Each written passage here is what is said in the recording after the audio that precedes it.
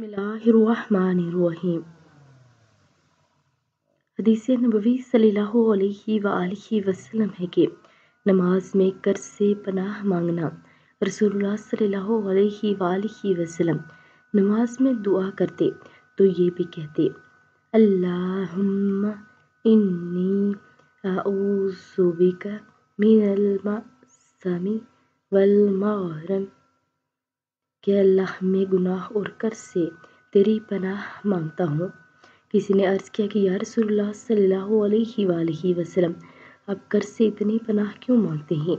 तो आप सल्लल्लाहु अलैहि वसल्लम ने जवाब दिया कि जब आदमी मकरूज़ होता है तो झूठ बोलता है और वादा करके इसकी खिलाफ वर्जी करता है।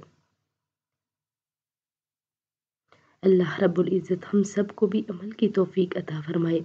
और अगर वीडियो अच्छी लगे तो लाइक, शेयर और सब्सक्राइब कर दें। जज़ाकल्लाहु खैर।